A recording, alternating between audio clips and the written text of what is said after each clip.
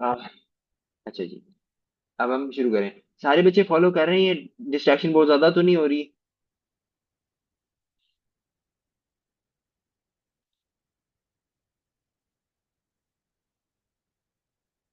Okay. अब इसके अंदर हम लोगों ने यहाँ से कर लिया। अब इसके बाद आए थे हमारे पास कंडक्शन पाथवे को हम लोगों ने अब थोड़ा सा स्टडी करना है। कंडक्शन पाथवे के अंदर बेसिकली क्या होता है, जिस तरह मैंने यहाँ पे दिखाया, बड़ी सिंपल सी चीज है कि सबसे पहले एसिड नोड आता है। एसिड नोड के बाद क्या होता है, एटीआर से करंट गुजरता है। एटीआर से करंट गुजरने के बाद फिर एवी नोड में जाता है। और एवी नोड के बाद फिर बंडल ऑफ हेज में, और फिर उसके बाद राइट लेफ्ट बंडल ब्रांचेस, और उसके बाद फ्रिक्वेंसी फाइबर्स। फ्रिक्वेंसी फाइबर जो से हैं आपके पास, ये इसने शो किए हैं फ्रिक्वेंसी फाइबर, ये छोटे छोटे जो से फाइबर्स हैं, ये सबसे एंड में जाता है। उसके बाद आ जाता है हमारे पास left right bundle branch divides into left interior and posterior fascicle। ये एग्जाम पॉइंट वैसे इतना नहीं है, लेकिन ये होता है कि fascicles होते हैं, हमें पता होना चाहिए कि fascicles जो छोटी छोटी ब्रांचेस होती हैं। फिर होता है हमारे पास ऐसे node located in the upper part of Crysta terminalis near the SVC opening. ये क्रिस्टा टर्मिनालिस उनसे ये इसकी कोई पिक्चर मिलेगी क्रिस्टा टर्मिनालिस की तो मैं आपको दूंगा, बट लेकिन ये है कि आप याद रखें एसवी के पास, एसवीसी के पास आके जो है ये लग रहा है। और ये क्या होता है कि इनहेरिट डोमिनेंस होता है पेस मेकर का with slow phase of upstroke. ये जो स्लो फेज है इसको हम स्टडी करेंगे। कहने का मकसद ये है कि जो ऐसे नोड जो होता है ना, ये बॉस होता है। ये मेन बंदा है जो कि इस सारे इम्पल्स को रन करता है। और ये ऑटोमेटिकली डिसाइड करता है कि कितने टाइम के बाद मैंने इम्पल्स जनरेट करनी है। तो ये पेस मेकर का एक्शन ऐसे नोड का होता है। फिर आ जाता है हमारे पास एवी नोड। ये जो उनसे इंटर एट्रियल सेप्टम के अंदर होता है, near the coronary sinus opening. जैसे हमें बताया कि इंटर एट्रियल सेप्टम का ही पार्ट है, और उसके अंदर कोरोनरी साइनस ओपनिंग के पास करके ही होता है। ये इसकी blood supply is usually from the RCA, right coronary artery से इसकी ब्लड सप्लाई होती है। इसके अंदर आता है कि 100 मिली सेकेंड का डिले आता है, that allows time for ventricular filling. अभी ये जो डिले है इसकी हम बात करेंगे कि ये डिले की क्या इंपॉर्टेंस है। उसके बाद हमारे पास जो है ना, ये पेस मेकर के रेट और स्पीड ऑफ कंडक्शन, ये बड़ी इंपॉर्टेंट चीज़ है। मैं आपको अभी इसको हमें ये चीजें डिस्कस करके फिर बताता हूँ। पी वेव के अंदर हमारे पास आती है एट्रियल डीपोलराइजेशन को शो करती है। ये चीज शो करती है कि जब पी वेव के अंदर से करंट गुजरता है, तो करंट गुजरा जैसे ही, तो पी वेव, ये जो सारा एट्रिया है ये डीपोलराइज हो गया, यानी कि इसको एक्शन मिल गया कि अब आप लोग कॉन्टैक्ट करना शुरू करें। तो ये जो पी वेव है एट्रियल डीपोलराइजेशन को शो करती है। उसके बाद आता है हमारे पास पी आर इंटरवल। जब पी वेव को सिग्नल मिल गया, उसके बाद वहां से टाइम लेके आर तक जो है, ये पी आर इंटरवल जो है, इसको कहते हैं कि ये वो टाइम है जहां पे एट्रिया का कॉन्ट्रैक्शन होना शुरू हो गई है, until the start of ventricle की कॉन्ट्रैक्शन। एट्रिया की कॉन्ट्रैक्शन चलती रही। एट्रिया की कॉन्ट्रैक्शन के बाद वेंट्रिकल की जब कॉन्ट्रैक्शन शुरू होगी, तो इसको कहते हैं ये पी आर इंटरवल। ठीक है। अब ये पी आर इंटरवल क्यों इंपॉर्टेंट है? क्योंकि ये पी आर इंटरवल वेंट्रिकल की फिलिंग को जो है शो करेगा, और उसकी फिलिंग के अंदर इसका काम है। अगर पीआर इंटरवल शॉर्ट हो जाएगा तो वेंट्रिकल की फिलिंग प्रॉपर नहीं होगी। तो उसकी वजह से क्या होगा, जब वेंट्रिकल की फिलिंग प्रॉपर नहीं होगी तो हार्ट फिर बॉडी में भी सही तरह से पंप नहीं होगा। इसलिए इंपॉर्टेंट है। उसके बाद आ जाते हैं हमारे पास ये, इसमें बताया इन्होंने कि अ, चलो इसे अब क्यूआरएस कॉम्प्लेक्स जो है ये बेसिकली वेंट्रिकुलर डीपोलराइजेशन है। इसके अंदर क्या होता है कि जो वेंट्रिकल है उसके अंदर से जब करंट गुजरता है, अभी इसकी जो डिफ्लेक्शन है, क्यों मुझे भी फ्रैंकली याद नहीं कि डिफ्लेक्शन क्या है, लेकिन मैं आपको जो है ना स्टडी करके बताऊंगा। लेकिन जो मेन चीज़ है वो आर की जो पीक है, उसी तरह की यहाँ से करंट सबसे फास्ट ट्रैक में गुजरता है। जब यहाँ से फास्ट ट्रैक में गुजरता है तो वेंट्रिकल्स की जो है ये पहले आगे आएगा और फिर उसके बाद रिवर्स आता है। तो ये जो आर की जो वेव है आपके पास, ये इस वजह से आ रही है। ये पीक आया यहाँ से, और उसके बाद जब ये एस डिफ्लेक्शन है, बेसिकली यहाँ से वापस जाता है जो करंट है उसको इंडिकेट करिए कि करंट आया, उसको वापस गया।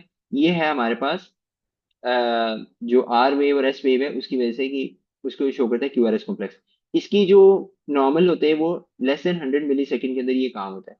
अगर स्लो स्लो इससे स्लो होगा तो फिर क्या होगा कि इससे जल्दी होगा, तब जो है वो इसका रिदम डिस्टर्ब हो जाएगा। और अगर इससे स्लो होगा तो फिर उसकी वजह से क्या होगा, पंपिंग प्रॉपर नहीं होगी। तो ये आ गया।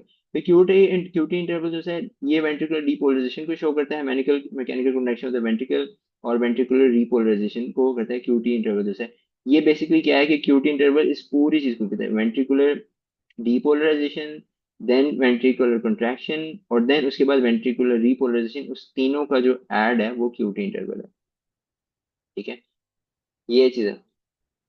क्यूटी इंटरवल भी अगेन यही है कि जो वेंट्रिकल है उसकी जो ये सारी कंडक्शन सारा प्रोसेस हो रहा है, अगर इसके दरम्यान में डिस्टर्बेंस आएगी तो क्या होगा, अगेन पंपिंग प्रॉपर नहीं होगी। इस वजह से क्यूटी इंटरवल है। कुछ डिजीज हैं, कुछ मेडिसिन है जो क्यूटी इंटरवल को चेंज करते हैं, वो उसके उसके अंदर जब आएंगी तो फिर मैं आपको ये क्यूटी इंटरवल चीज रिमाइंड करूंगा।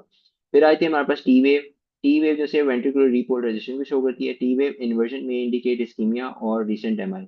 यहाँ पे ना एक चीज होती है कि जनरली एस टी की बात करें, टी की बात नहीं करें, टी का थोड़ा सा डिफरेंट हिसाब होता है। लेकिन जब एस टी सेगमेंट जो है, यहाँ पे क्यू आर एस, और टी सेगमेंट जो है ये रेज्ड होता है ना यहाँ से, ये जिस तरह ये एस टी है, इसको कहते हैं, जब ये जीरो को मैच करे तो इसको कहते हैं आइसो इलेक्ट्रिक। यानी कि जो जे पॉइंट है वो आइसो इलेक्ट्रिक है इस पॉइंट पे। लेकिन अगर एस टी एलिवेशन हो जाते है तो यहाँ से ये इस तरह आ जाता है टी वेव के साथ। ठीक है, तो एस टी एलिवेशन कहते हैं। अब जो एस टी एलिवेशन है यूजुअली वो शो कर रही थी इनफार्क्शन को, यानी कि जो सेल को ऑक्सीजन की सप्लाई ना मिलने की वजह से सेल की डेथ हो चुकी है। जो एस टी की डिप्रेशन होता है वो शो कर रहा था इस्कीमिया को, कि ब्लड सप्लाई कम हुई है बट अभी टोटल डेथ नहीं हुई।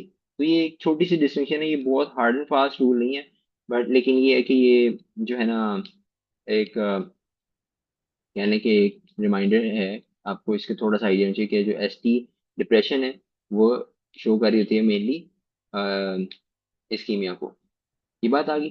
टी वेव का हिसाब इससे डिफरेंट होता है, इसलिए मैंने ये बात कही कि एस टी के अंदर ये है तो टी वेव के अंदर सेंस। तो टी वेव जो इन्वर्जन है मे इंडिकेट इस्कीमिया के शो कर may be T wave inversion है, तो हो सकता है अभी रिसेंट ऑप्शन सप्लाई या फिर रिसेंट एम आई हुआ है वो टी वेव इन्वर्जन को शो करते हैं। जे पॉइंट जो है ये एंड ऑफ क्यूआरएस कॉम्प्लेक्स को बताता है। जे पॉइंट की इंपॉर्टेंस ये होता है कि हमें बताता है कि आइसो इलेक्ट्रिक जो लाइन है ना वो कहाँ पे, ये जे पॉइंट हमें वो बताता है। उसके बाद आती है हमारे पास S T segment, iso electric ventricle depolarised. S T segment जो होता है वो हमारे पास जो है ये आइसो इलेक्ट्रिक होता है, सेम होता है, उसको हम कहते हैं कि वेंट्रिकुलर डीपोलराइज हो गए हुए हैं। वेंट्रिकुलर डीपोलराइज, ठीक है हाँ, ये वेंट्रिकुलर डीपोलराइजेशन हुई है, उसके बाद वेंट्रिकुलर डीपोलराइज्ड है भी, और जब रीपोलराइज होंगे तब ये टी वेव आएगी। यूवेव जैसे हाइपोकेलेमिया के अंदर आती है, और ब्रेडिकार्डिया के अंदर आती है यूवेव। ये क्यों आती है इसकी वजह अभी नहीं याद, जब जरूरत पड़ेगी हम हाइपरकेलेमिया और हाइपोकेलेमिया जब जिस टॉपिक में पढ़ेंगे तो फिर हम उसके अंदर इस चीज को क्लियर कर लेंगे, इस कॉन्सेप्ट को। अभी तक जो बातें बताई हैं वो बातें क्लियर हो गई इस चीज के अलावा?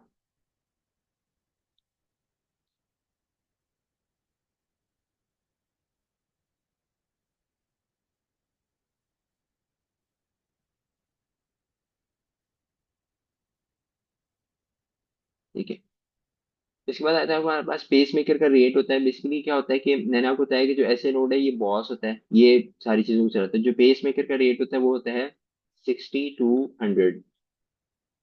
और जो एवी नोड होता है इसका जो रेट होता है वो लेस देन 60 होता है।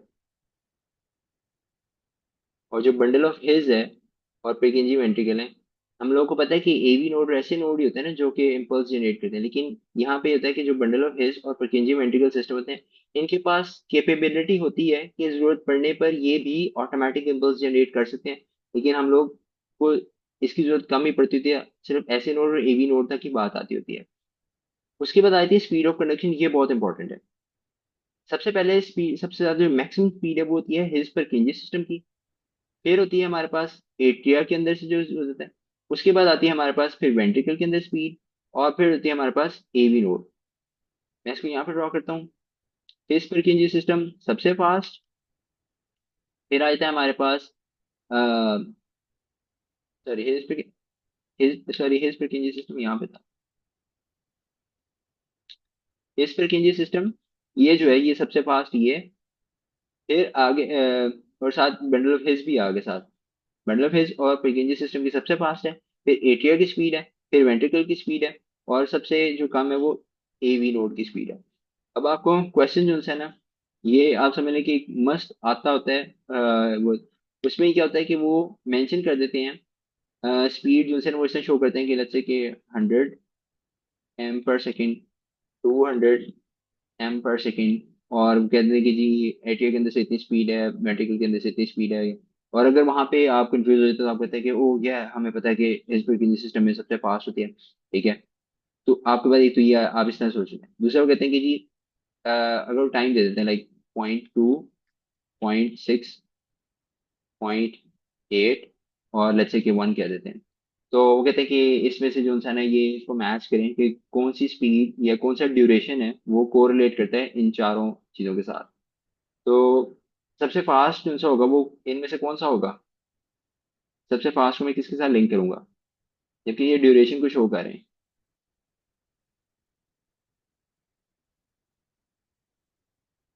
आप लोग मुझे फॉलो कर रहे हैं? 0.2 एग्जैक्टली। ठीक है।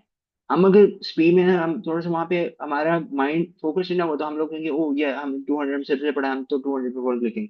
हम लोगों ने ये देखना कि शॉर्टेस्ट ड्यूरेशन जो सा होगा ना, शॉर्टेस्ट ड्यूरेशन में जो इम्पल्स ट्रैवल करेगी वो आंसर होगा हिज प्रेडिक्शन सिस्टम, सबसे शॉर्टेस्ट टाइम में सबसे ज्यादा ट्रैवल। तो हम लोगों ने ये इसको आंसर करें।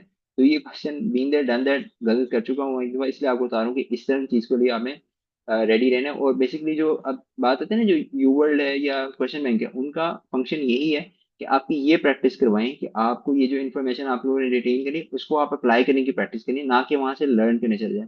वहां से लर्न करने चले जाएंगे बहुत ज्यादा मुश्किल हो जाएगी अनलेस आप बहुत अरसे से तैयारी करें। इसके बाद ये स्केच वाली बात आ जाती है। स्केच के अंदर उन्होंने बताया कि ऐसे नोड है, फिर ऐसे नोड के बाद एवी नोड है, एवी नोड के बाद हिस्परगिंजी सिस्टम है, हिस्परगिंजी सिस्टम के बाद वेंट्रिकल्स का उन्होंने दिखाया हुआ है। तो इसमें यह था कि जो हिस्परगिंजी system, his bundle of his और फिर परकिंजी सिस्टम है, यहाँ पे अभी एक जो है करंट से दिखाया था, मैं बाद में वो स्क्रीनशॉट दूंगा, दिखा दूंगा कि वो बहुत, ये देखिए ना, ये बहुत फास्ट चला रही है। तो क्या है, हिज परकिंजी सिस्टम बहुत फास्ट कंडक्ट करता है, सबसे फास्ट हिज परकिंजी सिस्टम करता है। फिर उसके बाद हमारे पास एट्रिया आ जाते हैं, और एट्रिया के बाद फिर वेंट्रिकल की स्पीड होती है, फिर उसके बाद होती है हमारे पास एवी, ऐसे एवी नोड की। ठीक है। ये चीज है। बीच में आते हैं कि तुम्हें साथ साथ ये अ, आपको रिवाइज करवाता रहूंगा। यहाँ तक बात समझ आ गई?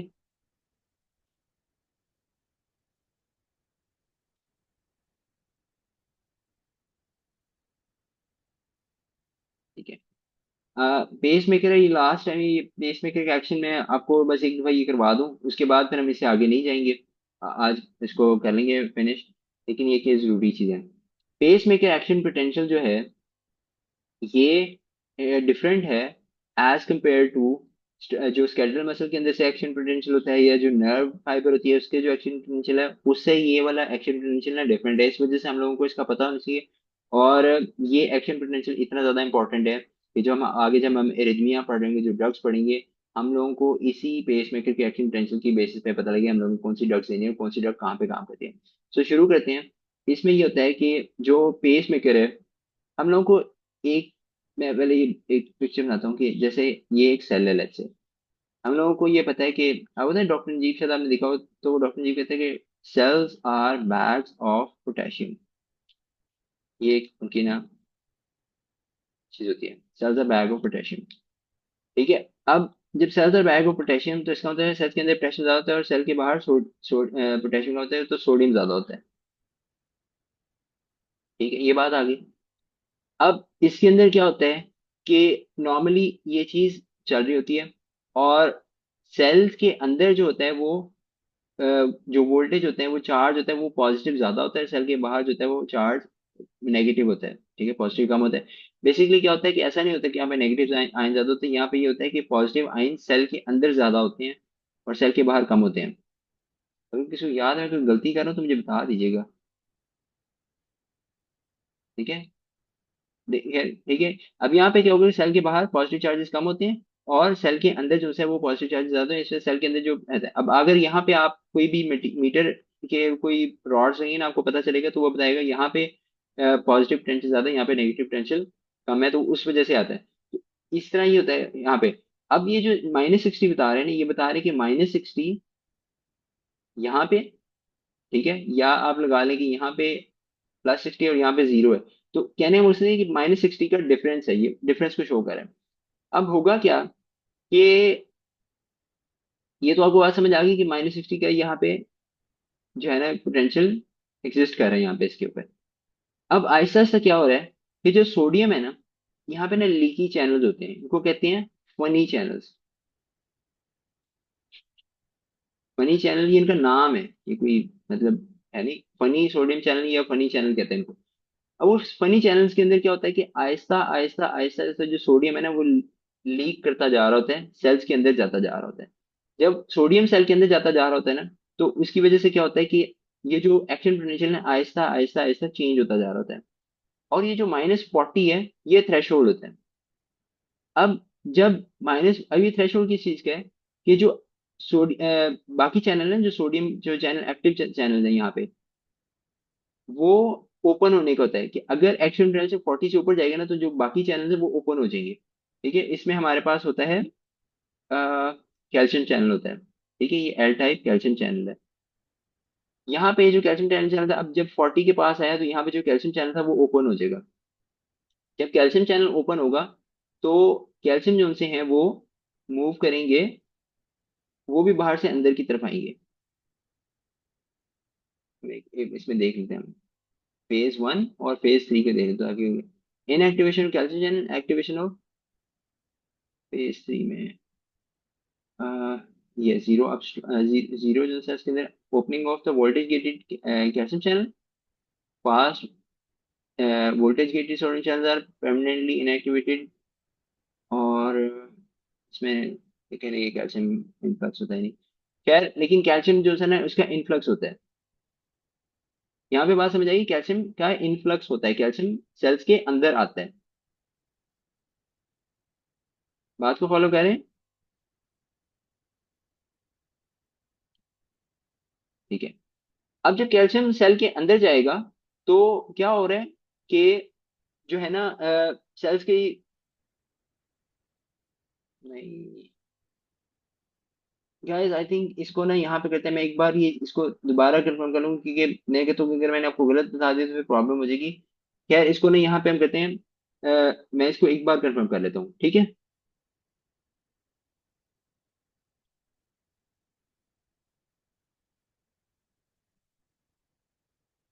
अच्छा, मैं भी इसके हम ऐसा करते हैं कि यहाँ पे क्लास को अब होल्ड करते हैं, और ये चीज मैं एक बार आपको इसको अच्छी तरह मजीद करूंगा, कि क्योंकि मैं वो कह रहा हूँ कि मुझे इस चीज का ये पता है कि कैल्शियम सेल के अंदर ही जा रहा है, बट मैं कहता हूँ एक बार मैं कंफर्म कर लूँ कि मिस इन्फॉर्मेशन हो जाएगी, फिर टाइम जो है ना वो चेंज होगा।